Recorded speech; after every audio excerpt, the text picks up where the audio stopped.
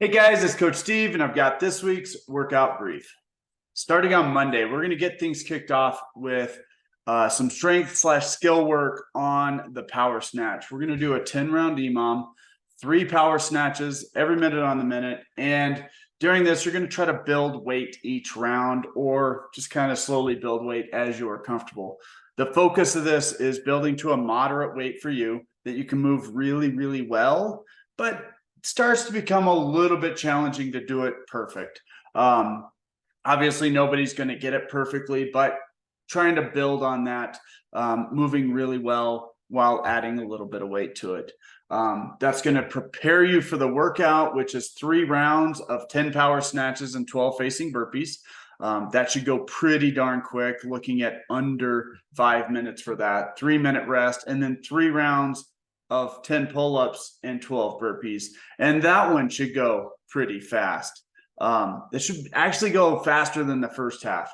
Total time here, we're looking at 12 minutes for this thing. So you're moving pretty quick. You should be pushing that pedal a little bit hard on this one, seeing how hard you can get through this while still moving pretty well. The power snatches are fairly light on this one. 10 power snatches should be within the realm of going touch and go unbroken, but maybe not just because of those burpees. You want to keep a little bit in the tank.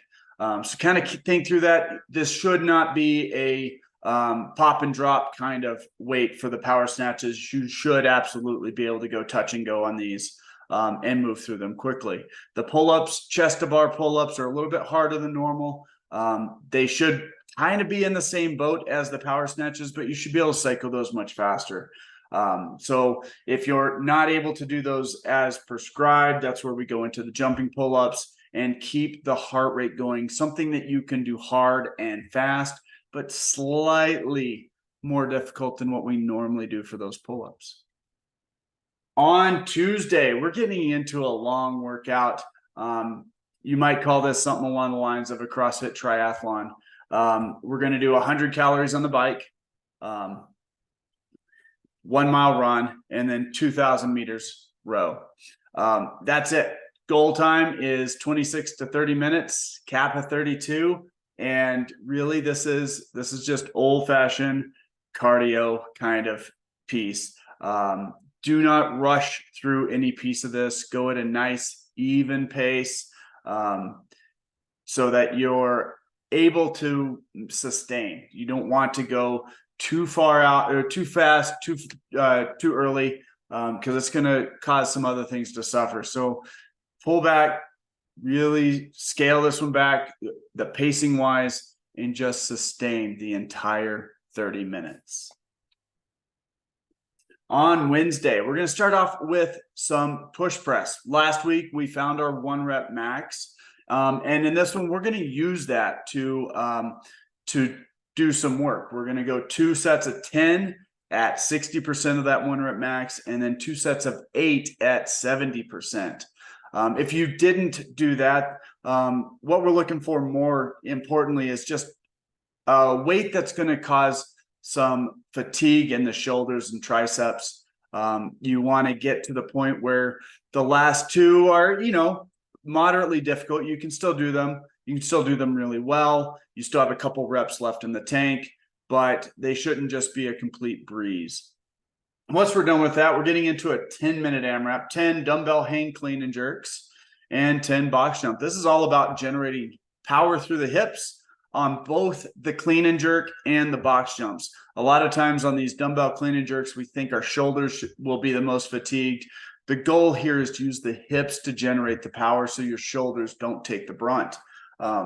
They will still get fatigued just because it is dumbbells, but the more you focus on generating from the hip motion, the better this workout will go for you. On Thursday, we're getting into the benchmark workout, Helen, which is one of my favorite personally. It's 3 rounds, 400-meter run, 21 full range of motion, kettlebell swings, and 12 pull-ups. With Helen, our goal is under 12 minutes, which is moving pretty fast. There's no part of this where you should really feel like you're taking it easy. This is a breather. The weight should move pretty quick. Mostly this is a better workout if you can go unbroken. So those kettlebell swings, those pull-ups, if you can push yourself to try to do those unbroken and sustain that, you're probably going to get the right stimulus better than if you pick a weight that's too heavy or a variation of pull-ups that's too hard. Try to push this, because that's where you can push the run. And then can you still get those kettlebell swings unbroken? Can you still get those pull-ups? And then can you push the run again the next 2 rounds? It's a fine balance. If you go too hot, you're not going to be able to do that. So let that run help dictate, but try to push on this one just a little bit. After that, we're going into some pump, 5 rounds, pendlay rows, strict pull-ups, and hammer curls, with the entire goal here of thinking about that muscle contraction on these guys. A lot of bicep and back on this one. Focus on squeezing those muscles nice and hard, feeling that contraction of the muscle, so that you know that muscle squeezing hard. Not for time, not for weight, really just looking at that intense muscle contraction on this cash out. On Friday, going to continue our pause squats with the front squat. 4 sets of 3 this time, holding the bottom again for 3 seconds, seeing where that goes, what weight you can move. Again, this is a great way to learn to control that bottom position, be much stronger in what is the hardest part of the lift. So if you can get stronger in that position, your squat overall will be in better shape. And once we're done with that, we're going into just a lot of reps: double unders, air squats, sit-ups, handstand push-ups.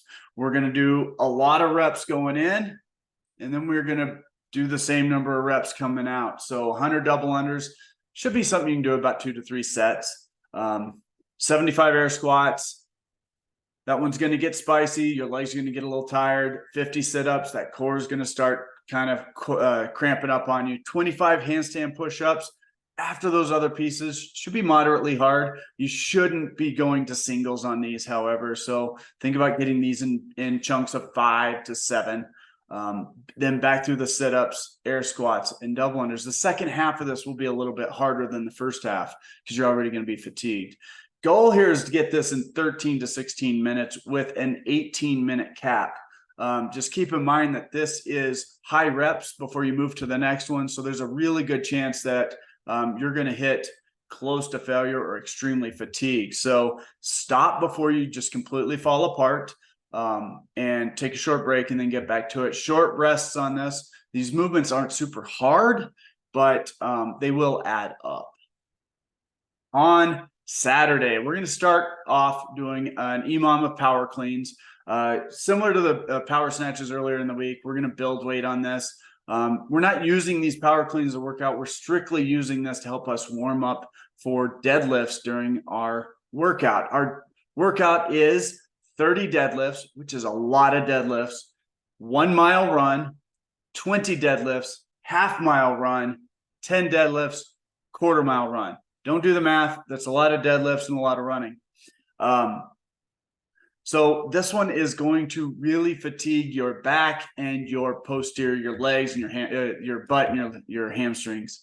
That's what we want the focus to be on, is that leg movement. We don't want the back to be doing all of the movement here. We don't want any pain in the back. And with this higher rep of deadlifts, we've got to be very careful with that. So be very methodical in how you do those deadlifts. Get your butt down, chest up, keep that bar close, all of those things, and cycle through these. You should be able to get 10-ish reps at a time on these deadlifts. That should be about the weight that you can handle. The running, pace that. Nice solid pace, looking for 18 to 22 minutes on this with a 24-minute cap. That's what we have coming up this week, guys. I look forward to seeing you in the gym. Bye.